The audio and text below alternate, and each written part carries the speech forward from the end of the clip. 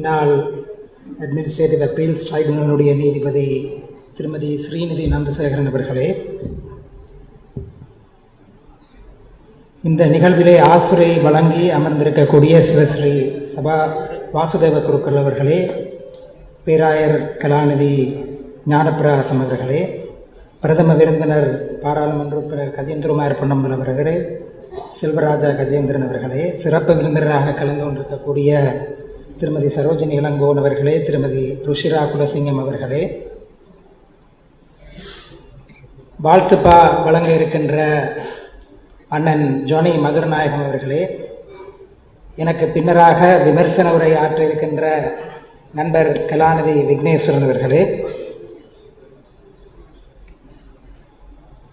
நண்பர் சட்டத்திரணி சுகாஷ் அவர்களே, இவ்விடத்தில் கூடியிருக்கக்கூடிய மதிப்பார்ந்த அரசியல் பிரமுகர்களே, உங்கள் அனைவருக்கும் இந்நேர வணக்கங்களை தெரிவித்துக் கொண்டு, சட்டத்திரணி சுகாஷ் அவர்கள் எனக்கு நண்பர் சுகாஷ். 2004ஆம் ஆண்டு காப்போத்த உயர்தரத்தை சேர்ந்தவர்கள் நாங்கள். நான் படித்தது யாழ்ப்பாணம் இந்து கல்லூரி, சுகாஷ் படித்தது யாழ்ப்பாண கல்லூரி. ஆனால் பாடசாலை காலத்திலேயே விவாத மேடைகளிலும் அவர் யாழ்ப்பாண கல்லூரியுடைய முதுநிலை மாணவ முதல்வர்களாக இருந்தபடியினால் அவரோடு சேர்ந்து சில பயிற்சி பட்டறைகளை மாணவ முதல்வர்களுக்கு நடத்த கிடைத்த வாய்ப்பையும் நினைவு கூறி, அவை எல்லாவற்றுக்கும் மேலாக பொருளியற் கல்லூரியிலே பேராசன் வரதராஜா அவர்களுடைய கல்வி நிலையத்திலே ஒன்றாக முன்வாங்கு உறுப்பினர்களாக இருந்து பொறியியலை கற்றவர்கள் என்ற வகையிலே சுகாஷை நான் 22 வருடங்களாக அறிவேன். அதன் பின்னர் அவர் யாழ்ப்பாண பல்கலைக்கழகத்திலும் நான் கொழும்பு பல்கலைக்கழகத்திலேயும் சட்டம் பயின்றோம். ஆனால் ஒன்றாக பயின்றது போன்று ஏனென்றால் அவர்களும் பின்னர் கொழும்பு பல்கலைக்கழகத்துக்கு கொழும்புக்கு வந்து கொழும்பிலிருந்து தமது சட்டக்கல்வியை நிறைவு செய்தார்கள். அதன் பின்னர் தொடர்ச்சியாக நாங்கள் சட்டத்திரணி வாழ்க்கையிலே ஒன்றாக இருக்கின்றோம். சட்டத்திரணி சுகாஷ் அவர்கள் இந்த புத்தகத்தை வெளியிடும் போது வெளியூற்றையாற்றுவதற்கு என்னை ஏன் அழைத்தார் என எண்ணுகின்றேன். அவரது கட்சி தோழர்கள் பலர் சட்டத்திறனிகளாக இருக்கிறார்கள். ஆனால் அதற்கு வெளியிலிருந்து என்னை அழைத்தமைக்கான காரணம் என்று நாங்கள் பார்க்கின்ற பொழுது, சற்று வெளியிலிருந்து கருத்தியல் ரீதியாக ஒன்றாக இருக்கின்ற போதும் சற்று அமைப்பு சார்ந்து வெளியிலிருந்து ஒரு பார்வையை முன்வைப்பான் என்ற எதிர்பார்ப்பு இருந்திருக்கலாம். சட்டத்திரணி சுகாஷனுடைய அரசியல் வாழ்க்கையை உன்னிப்பாக அருகிருந்து பார்த்தவன் என்ற வகையிலே 2 விடயங்கள் முக்கியமானது என்று நினைக்கின்றேன். 2010ஆம் ஆண்டுக்கு பின்னர் தமிழர் தரப்பினுடைய நியாயம், தமிழர் தரப்பினுடைய அரசியல், தமிழ் தேசியத்தை உயிர்ப்பாக வைத்திருத்தல் என்பது போராட்டத்தின் ஊடாகத்தான் சாத்தியம் என்ற நிலையை உறுதிப்படுத்த, அதனை கட்டமைப்பு சார்ந்து அதற்கு வழிகோலியது எனது அபிப்பிராயத்தில் தமிழ் தேசிய மக்கள் முன்னணியது. அதை சொல்லுவதற்கான காரணம் ஒன்று இருக்கின்றது. 2011ஆம் ஆண்டு மிகவும் நெருக்கடியான ஒரு காலகட்டத்திலே நில ஆக்கிரமிப்புக்கு எதிராக யாழ்ப்பாணம் பேருந்து நிலையத்துக்கு முன்பாக அனைத்து கட்சியினரையும் ஒன்றிணைத்து ஒரு போராட்டம் ஒன்று நடத்தப்பட்டது. அந்த போராட்டத்துக்கு ஒரு தடை வந்தது. அந்த தடைக்கு எதிராக ஒரு சட்ட போராட்டம் நடத்தி தமிழ் தேசிய மக்கள் முன்னணி அந்த நேரத்தில் அந்த போராட்ட வழியை திறந்து விட்டது. அன்றிலிருந்து அனைத்து போராட்டங்களிலும் ஒரு நித்திய பிரசன்னமாக நண்பர் சுகாஷ் இருக்கின்றார் என்றால் அதனை ஒருதரும் மறுதளிக்க முடியாது. ஒரு போராட்டத்தில் பங்கு பெற்றுவது என்பது அதனளவில் முக்கியத்துவம் உள்ளதாயினும் அதை தாண்டி நண்பர் சுகாஷ் அவர்கள் ஒரு சட்டத்திறனியாக பங்கு பெற்றுவதில் ஒரு கூடுதல் முக்கியத்துவம் இருக்கின்றது. ஏனைய போராட்டக்காரர் மத்தியில் ஒரு சட்டத்திறனி தன்னை முன்னிலைப்படுத்தி தான் முன்னரங்க போராளியாக நின்று கொண்டு அனைவருக்கும் அரணாக நின்று போராடுகின்ற போது அதன் மூலமாக கிடைக்கின்ற வலிமை என்பது நண்பர் சுகாஷ் கடந்த 16-17 வருடங்களாக வழங்கி வருகிறது. அவ்வளவு தொடர்ந்தேர்ச்சியாக ஒரு நபர் தமிழ் தேசிய பரப்பில் வழங்கி இருக்கின்றார் என்றால் எனக்கு நண்பர் சுஹாஷை தவிர வேறு எவரையுமே தெரியாது. இது மிகைப்படுத்தி இன்று அவருடைய மேடை என்பதனால் சொல்லுகின்ற வார்த்தை அல்ல, இது உண்மை. எந்த கடமையாக இருந்தாலும் தனது சட்டத்தரணி கடமைக்கே ஊறு என்றாலும் போராட்ட களங்களில் முன்னிலை வகிக்கக்கூடிய, தனது நெஞ்சை நிமிர்த்தி கொண்டு முதல் அரணாக போராட்டக்காரருக்கு திகழக்கூடிய அந்த வல்லமை சுஹாஷுக்கு முக்கியமானது. இரண்டாவது முக்கியத்துவம் நண்பர் சுஹாஷினுடையது. தேர்தல் அரசியலில் தமிழ் தேசிய மக்கள் முன்னணி பல வருடங்களாக பங்கு பெற்றி வந்திருந்த போதிலும், நண்பர் சுஹாஷ் அவர்களும் பல தேர்தல்களை கண்டிருந்த போதும், தேர்தலில் ஏற்படுகின்ற பின்னடைவுகள் ஒருபோதும் அவரது கொள்கையிலே சமரசத்துக்கு இட்டு செல்லவில்லை. இதை நாங்கள் எல்லோருக்கும் சொல்லிவிட முடியாது.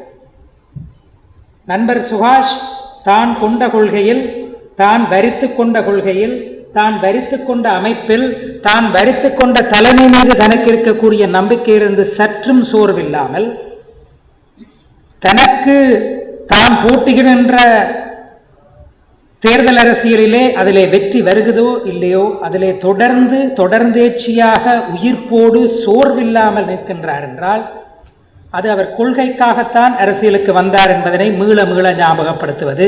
இது தமிழ் தேசியத்திலே அரசியலிலே ஈடுபட விரும்புகின்ற இளைஞர்களுக்கு சுஹாஷ் ஒரு முன்மாதிரி என்பதற்கான ஒரு முக்கியமான செய்தி, ஒரு பின்பற்ற வேண்டிய செய்தி நண்பர் சுஹாஷ் என்பதை சொல்லிக் கொள்வதிலே எனக்கு மிகுந்த பெருமை உண்டு. அதிலிருந்து தான் இந்த நூலுக்கு வருகிறேன். ஏன் சுஹாஷனுடைய நூலை 3 நாட்களுக்கு முதல் தந்தார். அந்த நூலை ஓரளவு வாசித்து விட்டேன். வரலாற்று ரீதியாக ஒரு பெட்டகமாக வரலாற்றை தனது கண்கூடாக தமிழ் தேசிய பார்வையூடாக பதிவு செய்கின்றார். தமிழ் தேசிய பார்வையூடாக வரலாற்று செய்திகளை சொல்லுகின்ற நூலுக்கு ஏன் தமிழ் கனவு என்று பெயர் கூட வேண்டும்? பெயரை கண்டவுடன் நான் நினைத்தேன், சுஹாஷ் தமிழ் தேசியத்தினுடைய பாதை இனி எவ்வாறாக இருக்க வேண்டும் என்பதனை சொல்லுவார் என்று நான் நினைத்திருந்தேன். ஆனால் வரலாற்றை மீளச் சொல்லுகின்ற ஒரு நூலாக அது இருக்கின்றது. தம்பி அருள்நிரோ சொன்னார், அதற்கான காரணத்தை புத்தகத்தை வாங்குகின்ற போது தெரியும். அதனை முன்னுரையிலே சுஹாஷ் சொல்லி இருக்கின்றார். எங்கள் மத்தியிலே வாழ்ந்து மறைந்த மிக முக்கியமான தத்துவியலாளராக ஒரு ஊடகவியலாளரைத்தான் நான் அடிக்கடி எனது மேடைகளிலே சொல்லுவதுண்டு. அவர் தராகி சிவராம். தராகி சிவராம் சொல்லுவார், ஒரு கிளர்ச்சியை அடக்குவது என்றால், அதனை நிரந்தரமாக மௌனிக்க வைப்பதென்றால், அதனுடைய ஆயுத வடிவத்தை மௌனிப்பது மட்டும் போதுமானதல்ல, அந்த அரசியலுக்கு அடிப்படையாக இருந்த அரசியலை அழித்து விடுவது கவுண்டர் இன்சர்ஜென்சி, கிளர்ச்சிக்கு எதிரான அரச திட்டத்தினுடைய மிக முக்கியமான கூறு என கூறுவார்.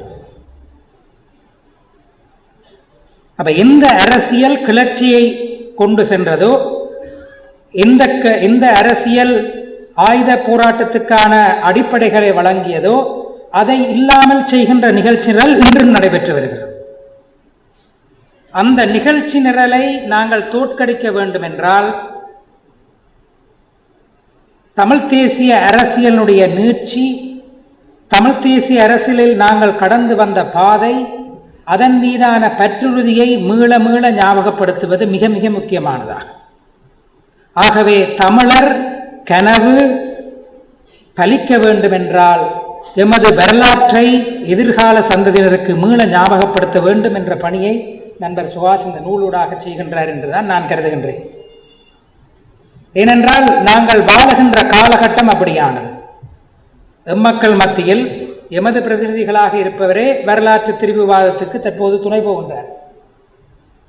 அண்மையில் யாழ்ப்பாணத்துக்கு பேராசிரியர் GL பீரிஸ் அவர்கள் ஒரு நினைவு பேருரை ஆற்ற வந்திருந்தார். நினைவுப்புரை ஆற்ற வந்தது தமிழ் தேசியத்தினுடைய முன்னோடியாக இருந்த சாஜேவே செல்வநாயகம் தந்தை செல்வா அவர்களுடைய நினைவு பேருரை ஆற்ற வந்திருந்தார்.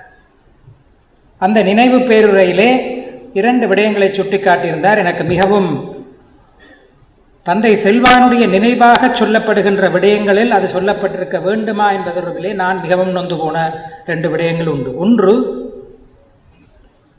தமிழ் மக்கள் மீது தொடர்ந்து இந்த சிங்களத்தில் இருக்கக்கூடிய முற்போக்கு தலைமைகள் சொல்லக்கூடிய ஒரு பொய் புரட்டு, தமிழர்களுடைய விட்டுக்கூடாமை காரணமாக, ஆங்கிலத்தில் இன்ட்ரான்சிஜென்சின்னு சொல்லுவார்கள், விட்டுக்கூடாமை காரணமாகத்தான் தமிழர்களுக்கு என்று ஒரு தீர்வு கிடைக்காமல் போனது என்பது. பேராசிரியர் ஜிஎல் பீரிஸ் அந்த உரையிலே இந்த வார்த்தையை பயன்படுத்துகின்றார். இன்ட்ரான்சிஜென்ட் என்ற வார்த்தையை பயன்படுத்துகின்றார். 95ஆம் ஆண்டு, 97ஆம் ஆண்டு, 2000ஆம் ஆண்டில் நடந்த அரசியலமைப்பு முயற்சிகளை சுட்டிக்காட்டி தமிழ் தரப்பினுடைய விட்டுக்கூடாமை காரணமாகத்தான் அவை வெற்றி பெறவில்லை என்ற பொய்யை சொல்லிவிட்டு சென்றிருக்கிறார். 95, 97, 2000, நான் 2000ஆம் ஆண்டு ஒரு காப்போத்தா உயர்தரமானவன், நண்பர் சுவாசம் தரம் 10 மாணவர்கள். எனக்கு உதயன் பத்திரிகை தான் எங்களுக்கு ஒரு பிரதான அரசியலை அந்த நேரம். முன்பக்கத்திலே 2000ஆம் ஆண்டு நகல் எரிக்கப்பட பிரதமர் ரணில் விக்ரமசிங்க அதனை ரசித்துக் கொண்டிருக்கக்கூடிய படம் உதயன் பத்திரிகையிலே முதல் பக்கத்திலே வந்தது. பேராசிரியர் டேவ் ரம்டன் சொல்லுவார், 2 விதமான காரணங்கள் சொல்லப்படுகின்றன ஏன் அரசியலமைப்பு தீர்வு முயற்சிகள் சரிவரவில்லை என்று. ஒன்று, இந்த எத்னிக் அவுட்பிடிங் என்பார்கள். ஆட்சியில் இருக்கக்கூடிய அரசை பார்த்து நீ தமிழர்களுக்கு விட்டு கொடுத்து விட்டாய் என்று எதிர்க்கட்சி சொல்லுவது. சுதந்திர கட்சி ஆட்சியில் என்றால் ஐக்கிய தேசிய கட்சி சொல்லும் சுதந்திர கட்சி விட்டு கொடுத்து விட்டது. ஐக்கிய தேசிய கட்சி ஆட்சியிலிருந்து ஏதாவது முயற்சி எடுத்தால் சுதந்திர கட்சி சொல்லிவிடும். இதனை எத்னிக் அவுட்பிடிங் பொலிட்டிக்ஸ் என்று புலமையாளர்கள் சொல்லுவார்கள். ஆனால் பேராசிரியர் டேவ் ரம்டன் என்றவர் இருக்கின்றார், இந்த எத்னிக் அவுட்பிடிங் பொலிட்டிக்ஸ் என்று இதை வெறுமன கட்சி அரசியல் நீங்கள் சுருக்க இயலாது. இது சிங்கள பௌத்த பேரினவாதத்தினுடைய ஆழமான அதிகார மனநிலை காரணமாகத்தான் இந்த தீர்வு வரவில்லை என்று சொல்லுகின்றார். டீப் ஹெகமனி என்றவர் ஆங்கிலத்திலே சொல்லுவார். ஆகவே தீர்வு வராததுக்கான காரணம் தமிழர்களின் விட்டுக்கூடாத்தன்மை என்பது பொய். பேராசிரியர் டேவ் ரம்டன் போன்றவர்கள் சொல்லுவது சிங்கள பௌத்த தேசிய மனநிலையுடைய ஆழமான அதிகார மனநிலையானது தீர்வு ஒன்றையும் தரமாட்டாது என்ற காரணத்தினால் தீர்வு தரவில்லை. ஆனால் பேராசிரியர் ஜிஎல் பீரிஸ் அந்த பொய்யை எங்கள் மத்தியில் அவிட்டுவிட்டு செல்கின்றார். இன்னொரு பொய் அவர் சொல்கிறார். அண்டன் பாலசிங்கத்துக்கும் இந்த இயக்கத்தினுடைய தத்துவாசிரியார் இருந்த தேசத்தின் தந்தை அண்டன் பாலசிங்கத்துக்கும் தேசத்தின் தலைவர் பிரபாகரன் அவர்களுக்கு முரண்பாடு ஏற்பட்டது. அண்டன் பாலசிங்கம் அவர்கள் நிகழ்வு போக்கை கடைபிடிக்க விரும்பினார். தேசிய தலைவர் பிரபாகரன் அதற்கு ஒத்துழைக்கவில்லை என தத்துவாசிரியர் ஆதங்கப்பட்டார் என்ற பொய்யையும் விதைத்துவிட்டு செல்கின்றார். எந்த தேசிய போராட்டம் எம்மை ஒற்றுமைப்படுத்துகிறதோ, திருமதி ஸ்ரீநிதி நந்தசேகரன் அவர்கள் எங்களை ஒற்றுமைப்படுத்தும் காரணிகளை பற்றி குறிப்பிட்டார். என்னை பொறுத்தவரையில் ஒற்றுமைப்படுத்தும் அந்த தேசிய போராட்டத்தில் பிளவுகள் இருப்பதாக காட்டி அதனை கொச்சைப்படுத்துகின்ற நபர்களுக்கு அவ்வாறான மேடை அமைக்கப்பட்டிருக்க கூடாது. இது வரலாற்று திரிவுவாதம்.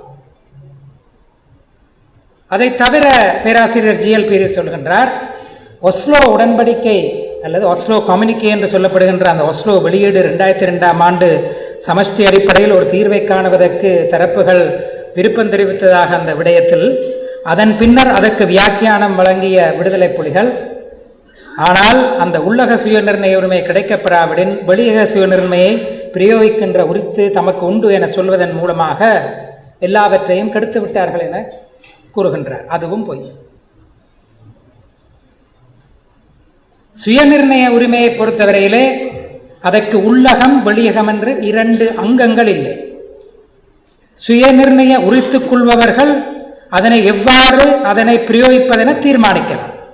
இந்த நாட்டுக்குட்பட்டு எமது சுயாட்சியை தரக்கூடிய ஒரு சமஷ்டி ஏற்பாடு வரும் என்றால் அதனை சுயநிர்ணய உரிமையின் வெளிப்பாடாக நாம் ஏற்றுக்கொள்ளலாம். ஆனால் அவ்வாறு வராத போது எமக்கு எப்பொழுதும் வெளியக சுயநிர்ணயை பிரயோகிக்கின்ற உரிமை உண்டு. இதுதான் சுயநிர்ணய உரிமை தொடர்பாக எழுதிய அனைத்து சட்ட வல்லுநர்களும் சொன்ன உண்மை. இது எல்லாவற்றுக்கும் மேலாக இதன் காரணமாகத்தான் 2002 பேச்சுவார்த்தை தோல்வியடைந்தது என்றால் இல்லை. ரணில் விக்ரமசிங்கனுடைய ஆட்சியை சந்திரிகா பண்டாரநாயக்க 2004ஆம் ஆண்டு கலைத்ததால் தான் அந்த சமாதான செயல்முறை இல்லாமல் போனது. நான் ஏன் இவ்வளவத்தையும் சொல்றேன், இந்த வரலாற்று திரிவுகளை எங்களை நாங்களே சந்தேகிக்கின்ற, எமது அரசியலின் கடந்த காலத்தை சந்தேகிக்கின்ற எம்மத்தியிலிருந்து வரக்கூடிய முயற்சிகளை முறியடிப்பது அவசியம். அந்த வகையில் இந்த தமிழ் கனவு என்ற புத்தகம் மிக மிக அவசியம். எமது வரலாற்றை நாமே எழுத வேண்டும். ஹிஸ்டோரியோகிராஃபி, வரலாற்று எழுதியல். மற்றவர்கள் எங்களுக்காக வரலாறு எழுத விடக்கூடாது. ரொனி டி மெல்லுக்கு பின்னர் நான் நினைக்கின்றேன் பல்வேறு கட்சிகளை தாவியவராக பேராசிரியர் ஜி.எல். பீரிஸ் தான் இருக்க முடியும். 2021ஆம் ஆண்டு 13ஆம் திருத்தமே வேண்டாம் என்று பேசியவர். அவர்களை கொண்டு நாங்கள் வரலாற்று திரிவு பேசுகின்ற சூழலிலே எது உண்மையான வரலாறு, எம் பார்வையில் எது வரலாறு என்று சொல்லுகின்ற இவ்வாறான நண்பர் சுஹாஷனுடைய முயற்சிகள் மிக மிக முக்கியமானது. சுஹாஷிடம் ஒரு வேண்டுகோளுடன் நான் நிறைவு செய்ய விரும்புகிறேன். பல விடயங்களை தொட்டு செல்கின்றார், பல முக்கிய விடயங்களை தொட்டு செல்கின்றார். இது ஒரு ஆரம்ப நூலாக நான் பார்க்கின்றேன். இதில் பல விடயங்களை அவர் எடுத்து விரிவாக சுஹாஷுக்கே தனித்துவமான இலகு தமிழில் அதனை எழுதுவார், பேசுவார் என்ற நம்பிக்கை எனக்கு உண்டு. சுஹாஷ் நாளை நாடாளுமன்றம் செல்லலாம், அல்லது கஜேந்திரகுமார் பொன்னம்பலம் தலைமையிலான தமிழ் தேசிய மக்கள் முன்னணி மாகாண சபை தேர்தலை எதிர்கொண்டால் மாகாண சபைக்கும் செல்லலாம். எனக்கு அது முக்கியமல்ல. சுஹாஷினுடைய நாவுக்கென்று ஒரு பெருமதி உண்டு, அதற்கென்று ஒரு கூட்டம் உண்டு. அது கொண்டு சேர்க்கக்கூடிய செய்திகள் என ஒன்று உண்டு. அந்த ஆரம்பம் தமிழ் கனவு, அது தொடர்ச்சியாக இருக்க வேண்டும். நண்பர் சுஹாஷுக்கு நாங்கள் உறுதுணையாக இருப்போம், நன்றி சொல்வோம். தொடரட்டும் சுஹாஷின் பணி, வளரட்டும் அவருடைய தமிழ் தேசிய பாதை. நன்றி, வணக்கம்.